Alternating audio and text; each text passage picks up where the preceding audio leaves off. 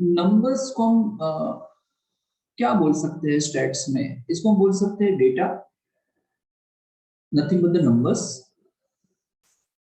है ना। नंबर भी बोल सकते हैं, फिगर्स भी बोल सकते हैं।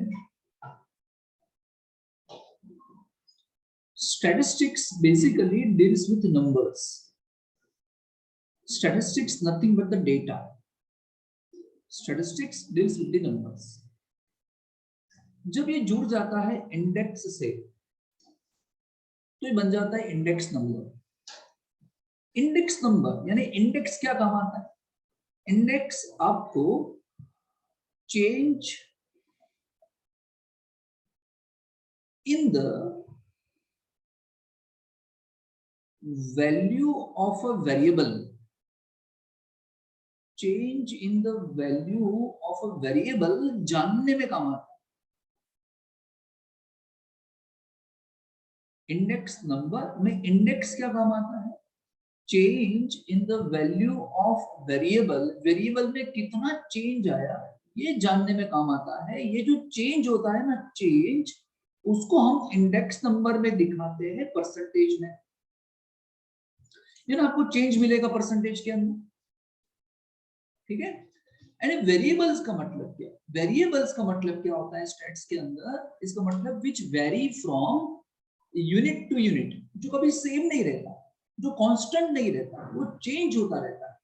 तो जो वेरिएबल चेंज होता रहता है, जिसकी वैल्यू कभी सेम रहती ही नहीं है, उसमें कितना चेंज आया वो परसेंटेज में जाना जाए तो सब बोलते हैं इंडेक्स नंबर।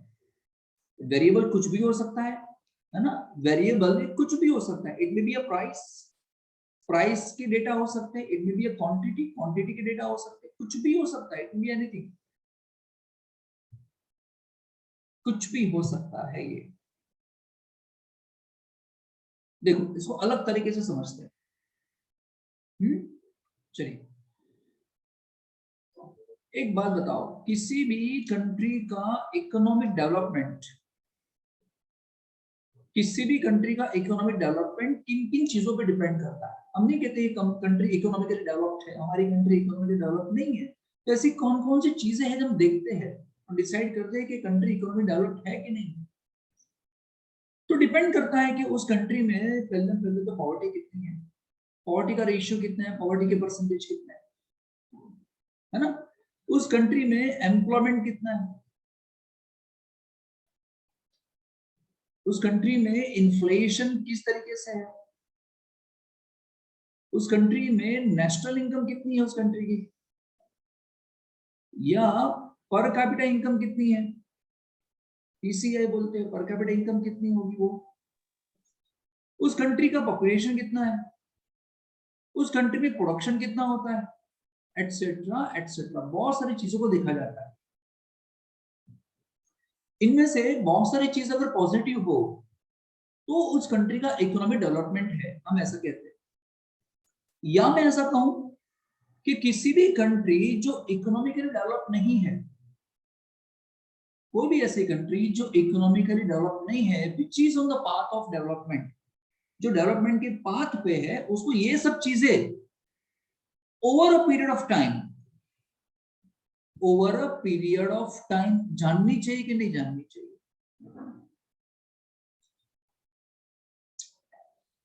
तो ये तो पता चलेगा कि ग्रोथ हो रहा है कि नहीं हो रहा है। बट हम जो 5 इयर्स प्लान के अंदर, हमारी गवर्नमेंट जो 5 सालों के लिए आती है, और 5 इयर्स प्लान के अंदर जो प्लानिंग के बारे में ये लोग बोलते हैं कि पॉवर्टी कम करेंगे, अनएम्प्लॉयमेंट कम करेंगे, ये कम करेंगे, तो एक्चुअली हुआ कि नहीं हुआ? तो over a period of time आपको जानना पड़ेगा, तो ये तो पता चलेगा कि नेक्स्ट नेक्स्ट टर्म में, नेक्स्ट, है ना, सेशन में, मतलब जब इसी गवर्नमेंट को लाए कि इस गवर्नमेंट को ना लाए, गवर्नमेंट चेंज करे। समझ में आ रहा है? अगर आप जानना चाहते हो कि आपकी कंट्री का इकोनॉमिक डेवलपमेंट हुआ कि नहीं हुआ, तो इन सब चीजों को जानना पड़ता है, ठीक है। और इसीलिए फिर हम क्या करते हैं, हम यूज करते हैं इंडेक्स नंबर का यूज करते हैं। इसी चीज को जानने के लिए हम क्या करते हैं, इंडेक्स नंबर का यूज करते हैं। क्यों? क्योंकि इंडेक्स नंबर क्या दिखाता है? See, change in the value of variable. तो पॉवर्टी में कितना चेंज आया, poverty is a variable. Employment में कितना चेंज आया, इन्फ्लेशन किस तरीके से है, प्रोडक्शन किस तरीके से है, नेशनल इनकम किस तरीके से है, पॉपुलेशन किस तरीके से है। इंडेक्स नंबर ये हमको चेंज दिखाता है, एक ऐसा मेजर है जो हमको चेंज दिखाता है परसेंटेज के फॉर्म के अंदर। Clear? Percentage change in the value of a variable associated with any item for the given period compared with the base period. उसको ऐसा भी बोल सकता था मैं, सुनो ऐसा बोल सकते हैं, when the current year यानी current period is compared with the base year, base period, and whatever the change is when it is find out in percentage, it is called index number। ये लोग बहुत technically लिखते हैं, ये लोग बहुत सोच समझ के लिखते हैं, हमें एकदम इजी कर देना है। जब हम करंट ईयर को बेस ईयर के साथ कंपेयर करते हैं और कंपैरिजन करने के बाद जो वैल्यू आती है, कंपैरिजन में जो चेंज आता है उसको हम परसेंटेज फॉर्म में ले ले, इसे हम बोलते हैं इंडेक्स नंबर। अभी कंपैरिजन 2 साल का भी हो सकता है, 3 साल का भी हो सकता है, 10 साल का भी हो सकता है। जितने नंबर्स ऑफ इयर्स आप बढ़ाओगे उतना ही आपको आइडिया ज्यादा क्लियर होगा, उतने आपका एस्टिमेट ज्यादा क्लियर होगा। सिर्फ 2 साल के फिगर नहीं लेते इसके अंदर। क्लियर? अब ये प्राइस भी हो सकता है सर, ये पेट्रोल की प्राइस भी हो सकती है, ये प्रोडक्शन भी हो सकता था कि यहाँ कितना प्रोडक्शन था, यहाँ कितना प्रोडक्शन था, तो क्या हमने प्रोडक्शन बढ़ाया? बिकॉज प्रोडक्शन इंक्रीज करना मतलब नेशनल इनकम इंक्रीज करना, प्रोडक्शन बढ़ना मतलब आपकी नेशनल इनकम बढ़ना। अभी आप 12th में देखोगे नेशनल इनकम डिपेंड करती है प्रोडक्शन पे। कुछ भी हो सकता है, ये शेयर की प्राइस भी हो सकती है, पहले 60 थी 87 हो गई, कुछ भी हो सकता है।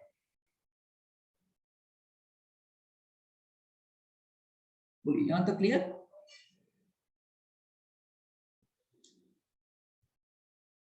किसी को कुछ क्वेश्चन सवाल? नहीं।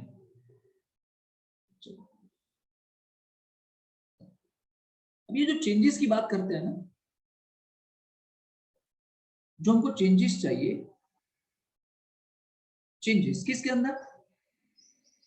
इन वैल्यू, वैल्यू में चेंज, उसको मेजर कर सकते हैं, can be measured by 2 ways. 2 तरीके जैसे मेजर कर सकते हैं।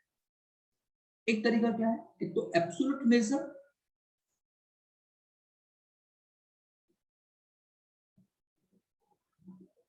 एंड दूसरा रिलेटिव मेजर।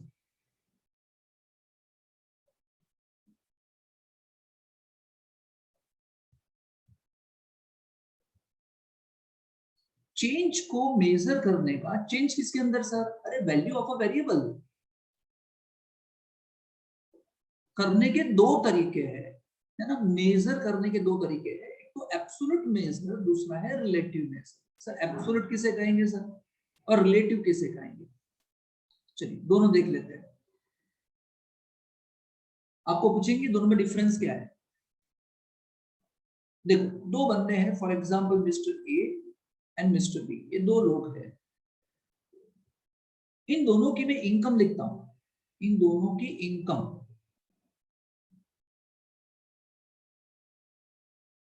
अगेन लेता हूं 2010 एंड 2020। ठीक है? इन दोनों की इनकम, इस भाई साहब की इनकम 35,000 थी यहाँ पे, और यहाँ पे उसकी इनकम हो गई 50,000। इस भाई साहब की इनकम यहाँ पे 8,000 थी और यहाँ हो गई 15,200।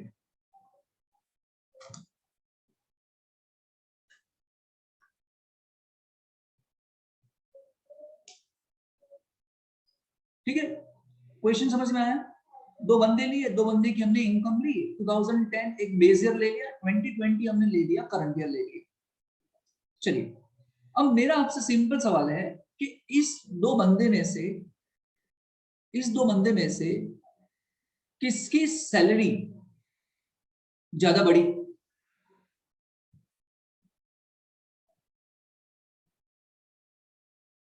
सिंपल सा क्वेश्चन है, मैं आपको क्या पूछ रहा हूं, इन दो बंदों में से किसकी सैलरी ज्यादा बढ़ी? मिस्टर ए की। ए की। Very good. कितनी बढ़ी? 15,000। और इसकी कितनी बढ़ी? 7,200। एक बात बताऊं, this is wrong answer. Sir ऐसा कैसे सर? इतने साल मैंने पानी में थोड़ी निकाले सर। हाँ जी, this is wrong answer sir. क्यों? आप एब्सोल्यूट मेजर देख रहे हो, you are just looking at the figure, just आप प्लस और माइनस ही देख रहे हो, आप डिफरेंस ही देख रहे हो। आप यहाँ ये देख रहे हो कि इसका 15,000 से पगार बढ़ा, इसका बढ़ा 7,200 से। ऐसे नहीं होता, ऐसे नहीं होता है ना। कैसे होता है? ऐसे होता है कि जिसकी पगार 35,000 से 15,000 का इंक्रीज आया, समझना। या मैं ऐसा बोलूं? ऐसा नहीं बोलूं, चलो आपको जैसा आता है वैसा बोलता हूँ। 35,000 से आपकी पगार कितनी हो गई? 50 हो गई। तो 100 पे कितनी? और यहां क्या बोलना पड़ेगा? आपकी पगार 8,000 से कितनी हो गई? 15,200। तो ये 100 होती तो कितनी होती? बताइए कितना आएगा?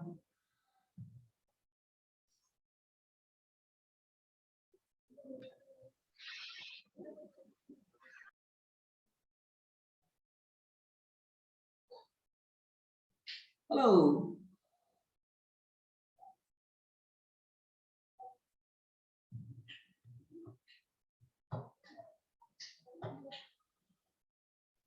तो 142.85 आ रहा है समथिंग, तो मतलब 42% से बढ़ी है। और ये 190। 90%। इसका मतलब ये हुआ सर कि यहाँ उसकी पगार 42% से बढ़ी हुई है, 42.85 से बढ़ी है, जबकि इसकी पगार कितने से बढ़ी है? 90% से बढ़ी है। This is called relative basis. Now see the word ना, always answer and question should be compared. दोनों को जानने के बाद कंपेयर करो। एब्सोल्यूट का मतलब क्या? सिर्फ साइन देखना, प्लस का तो माइनस। और रिलेटिव का मतलब क्या? आप in relation to, India is compared in relation to America. Relative, जब हम अमेरिका से कंपेयर करते हैं तो पुअर है ना। हम दूसरी कंट्री से कंपेयर करते हैं तो रिच है। इन कंपेयर टू, तो कंपैरिजन ही आपको सही आइडिया दिखाता है। एब्सोल्यूट फिगर कभी भी सही आइडिया नहीं दिखाता है ना। मैंने ऐसा कहा बोला कि दोनों अगर सेम स्टेटस पे काम करते हैं, अरे ये वहां पे मैनेजर है और ये यहाँ पे प्यून है। हेलो, तो मुझे अगर मैनेजर बन के जानना होगा तो यहाँ जाऊंगा ना, इस कंपनी में जाऊंगा ना। वहां क्यों जाऊं? क्योंकि वहां पे ग्रोथ ज्यादा है। मैं उस कंपनी में क्यों जाऊं? क्योंकि वहां पे 10 सालों में 42% इंक्रीज देता है। ये 10 सालों में, ये वाली कंपनी 10 सालों में 42.85 डिवाइड बाय 10, यानी एवरी ईयर 4.285 का ग्रोथ है। और यहां 90 डिवाइड बाय 10, एवरी ईयर 9% का ग्रोथ है सैलरी के अंदर। This we called a relativeness. Clear? कोई पूछे दोनों में फर्क क्या, तो बोलना एब्सोल्यूट का मतलब क्या? सिर्फ डिफरेंस देखना। और रिलेटिव का मतलब क्या? दो चीजों को कंपेयर करके परसेंटेज फॉर्म में लाना। अभी आपको कैसे लिखते हैं पता है? उसमें ऐसा लिखते हैं, ऐसा लिखेंगे 50/35, ऐसा लिखते हैं। अभी इसका आंसर कितना आएगा? 50/35 का आंसर कितना आएगा? 1.4285। और इसको कैसे लिखेंगे? 15,200 डिवाइड बाय 8,000। इसका आंसर कितना आएगा? 1.9। इसको मैं इंटू 100 करूंगा तो फिर आपको मिल जाएगा। इसे रिलेटिव बोलते हैं, रेशियो में ढूंढना। यस, आपकी टेक्स्ट बुक में क्या लिखा होगा? कि इसको हम रेशियो में लेते हैं, रेशियो में ऐसा लिखा होगा। रेशियो मतलब this is nothing but ratio, 50/35, this is ratio. हम नहीं करते थे 11th में कि term divide by preceding term. Hello, this is first term, this is second term, this divide by this, ratio. Current year upon base year करना होता है। हाँ, करंट ईयर पर बेस ईयर करना इनटू 100, तो परसेंटेज इनटू 100 नहीं करोगे तो आपको मिल जाएगा रेशियो।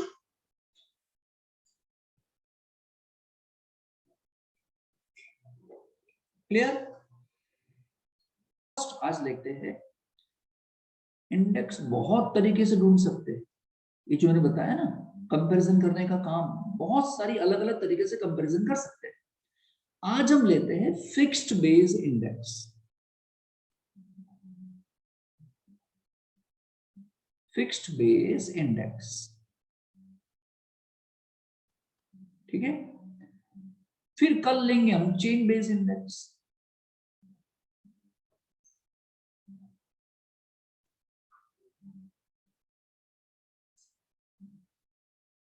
चलिए पहले फिक्स बेस इंडेक्स क्वेश्चन हमको देखना पड़ेगा। The data about average daily wage of a group of workers employed in a factory in a city during the year 2008-15 were as follow. Find out index number by fixed base index taking base year 2008। ठीक है, चलिए क्या करना है आपको, fix base index ढूंढना है। बताओ बेस ईयर कौन सा लेना है? 2008। बेस ईयर आपको लेना है 2008। चलिए पहला कॉलम बनाएंगे हम ईयर का,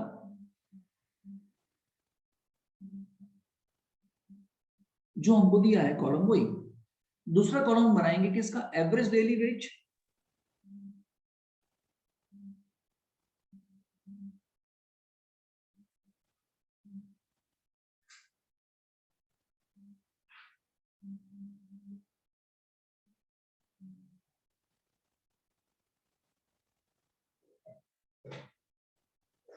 एंड फिर यहां हम लिख देंगे फिक्स्ड बेस इंडेक्स,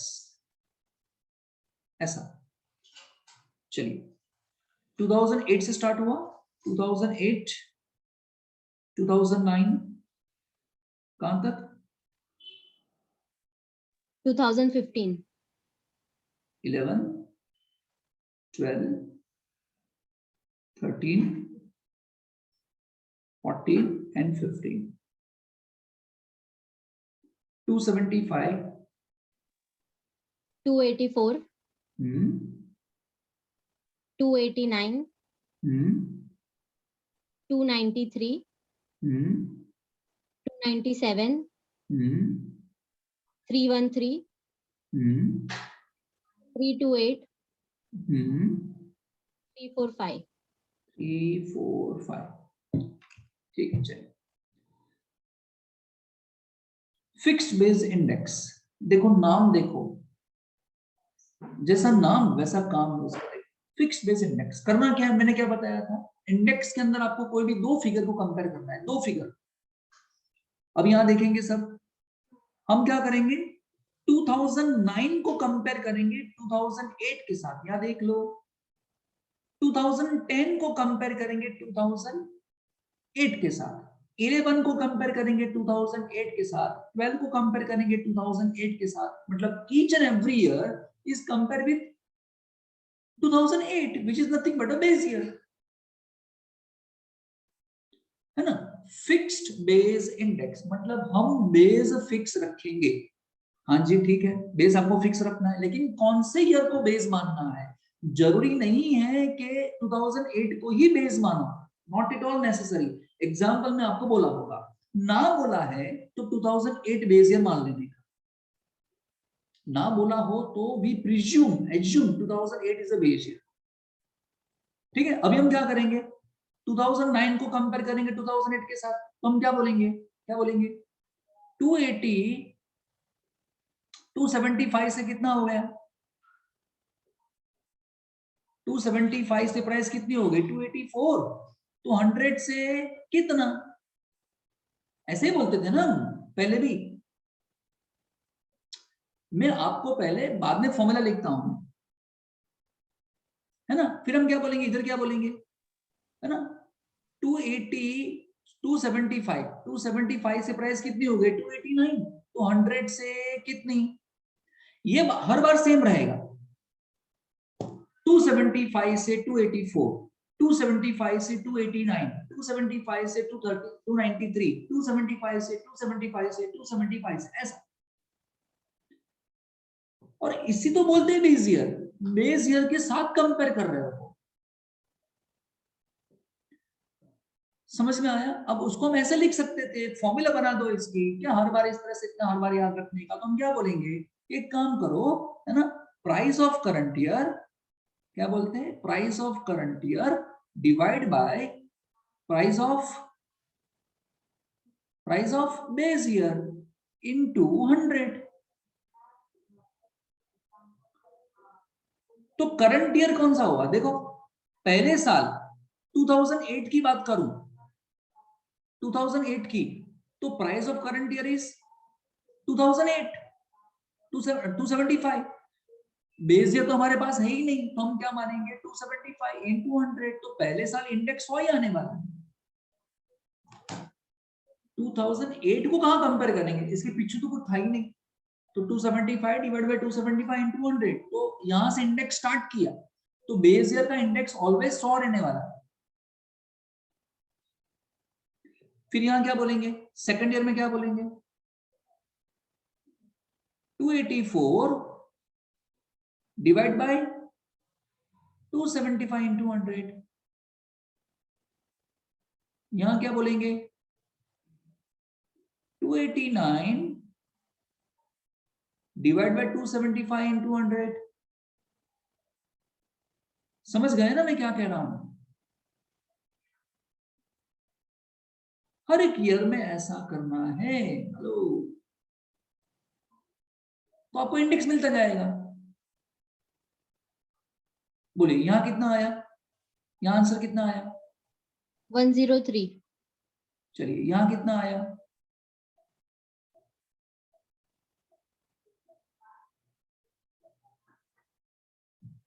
105। 105। समझ गए ना क्या कह रहा हूं मैं। तो ये आपको चेंज दिखाता है बच्चों, देखो यहाँ पे वेजिस 3% से बढ़े, इसकी कंपेयर में यहाँ पे 5% से बढ़े। कंपेयर करना है आपको 100 से, 100 की कंपेयर में कितने बढ़ रहे हैं, समझ में आया। Hello, simple. जरूरी है कि वो बढ़ेगा ही, मतलब कम भी हो सकता है ना। बिल्कुल कुछ भी हो सकता है, जनरली लोगों की सैलरी बढ़ती ही है ना। इन्फ्लेशन, थोड़ा बहुत इन्फ्लेशन इकोनॉमी में होना अच्छी बात है, थोड़ी बहुत प्राइसेस बढ़ना, प्राइसेस की वजह से सैलरी बढ़ना अच्छी बात है, लोगों का स्टैंडर्ड ऑफ लिविंग बढ़ता है इससे, बट वो ज्यादा नहीं होना चाहिए। Inflation 6% 7% that will do, no issue, लेकिन ज्यादा इन्फ्लेशन नहीं होना चाहिए, वरना पैसे की वैल्यू डाउन हो जाती है। बिल्कुल भी जरूरी नहीं कि हर बार बढ़े, कम भी हो सकता है, लेकिन जनरली क्या होता है वेजेस बढ़ते ही हैं। क्लियर ये,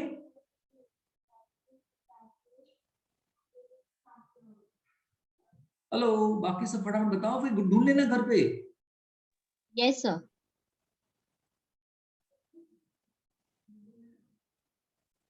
अरे बाकी तो हाँ बोलिए, जो जितने पढ़ रहे वो तो हाँ बोले। Yes sir. Yes sir. अरे यार यस सर। ऐसा कैसे है? मजा नहीं आई क्या, है ना, आप कुछ सीखे नहीं क्या। चलिए अब देखो मैंने क्या किया, ये मैंने ऐसे कंपेयर किया। अब मेरी बात सुनो, सुनो तो अब मैं ऐसा लिखूं बच्चों में, मैं ऐसा लिखूं कि भाई ये फर्स्ट ईयर था ना, तो फर्स्ट ईयर तो क्या होगा 100 इंडेक्स आएगा। यहां देखो इसको मैं कैसे लिख रहा हूं भाई, 275 से 284 हो गया, तो 100 से कितना, फिर से यहां क्या लिख रहा हूं टू, यहां क्या लिख रहा हूं, 284 से 289 हो गया। अब कंपैरिजन करने के लिए 2008 नहीं लेते, पिछला साल लेते हो, पिछला साल। आप नहीं समझ रहे हो क्या कह रहा हूं? एक समझ बात गए मुझे सर, बताओ, प्रीवियस एक बात मुझे बताओ, हमें किस में इंटरेस्ट होना चाहिए? मैं 2000 से क्लास कराता हूँ, 2000 से 2021 चल रहा है, 21 सालों में 2000 में मैं 11 के बच्चों को पढ़ाने के लिए 5000 रुपए लेता था, 5000 ओनली। अब इस 5000 को 2021 से कंपेयर करने का क्या सेंस बनता है? तो ये तो सिर्फ मेरे लिए हुआ ना, ये तो कंपैरिजन सिर्फ मेरे लिए हुआ, पब्लिक के लिए नहीं हुआ ना। पब्लिक इससे क्या जानेगी? तो कुछ लोग क्या करते हैं पता है, कंपेयर करते हैं 2021 इज कंपेयर विद 2020, पिछले साल से कंपेयर करो, चेन में कंपेयर करो, चेन मत तोड़ो।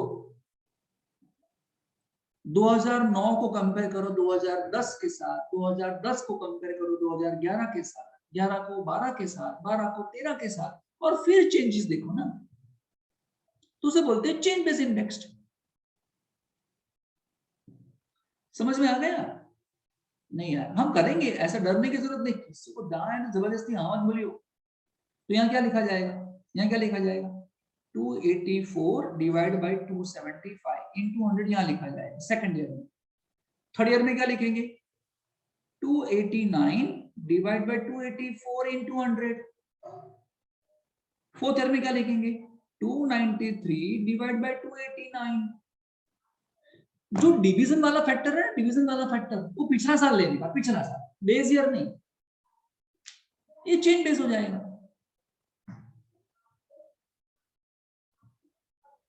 फिर फर्दर हम कंटिन्यू करेंगे कल, है ना। मैं आपको